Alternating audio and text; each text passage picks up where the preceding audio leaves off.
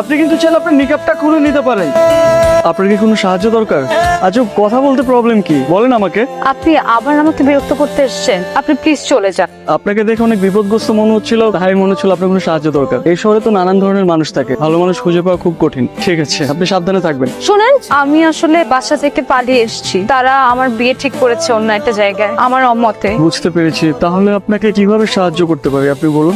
আপনি কি কয়েকদিনের জন্য আমার একটু থাকার ব্যবস্থা করে দিতে পারেন? আপনি একটু দেখেন না প্লিজ। এভাবে মেয়েটাকে একা রাস্তায় কিভাবে ফেলে যায়? এই প্রথম কোনো মেয়েকে দেখে এতটা ভালো লাগছে। তাছাড়া একটা মায়াও কাজ করছে। বাসায় নিয়ে যাবো। আচ্ছা, আপনি কিছু না মনে করলে আপনি চাইলে আমার সাথে আমার বাসায় যেতে পারেন। আমার বাসায় 2টা বেডরুম আছে, মাঝে মধ্যে মা গ্রাম থেকে আসলে আমার সাথে থাকে আর কি। আপনার যদি কোনো আপত্তি না থাকে তাহলে আমাকে বিশ্বাস করতে পারেন।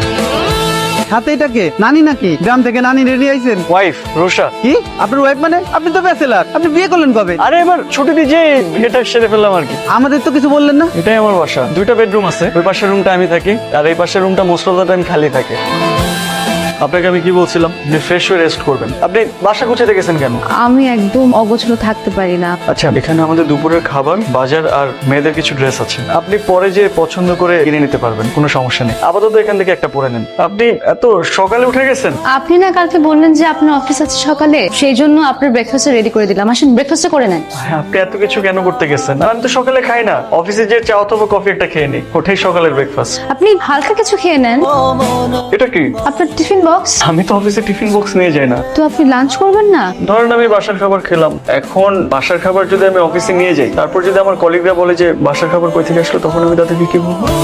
বলবেন আপনার মানে বলবেন না আপনি বাসায় একটা কাজের লোক রেখেছেন, সে রান্না করে দিয়েছে। আপনার কি মনে হয় আমি বাসায় একটা কাজের লোক রেখেছি? আপনি কিন্তু সবসময় একটা কথার অন্য একটা মিনিং খুঁজে বের করেন। আমি মোটেও ওভাবে বলিনি। ফোনটা আপনি রাখেন, আর যদি কোনো প্রবলেম হয় আমাকে ফোন করবেন। মনটা কি বেশি খারাপ? লুকাচ্ছেন কেন? কিছু মানুষ মন খারাপ করলে তার চেহারা সেটা বোঝা যায়। আপনার প্রচন্ড মন খারাপ। মানুষের জীবনটা অনেক অদ্ভুত। আপনার জীবনে কখনো কখনো এমন কিছু ঘটনা ঘটবে, আপনি হয়তো সেগুলো কখনো কল্পনাও করতে পারেননি।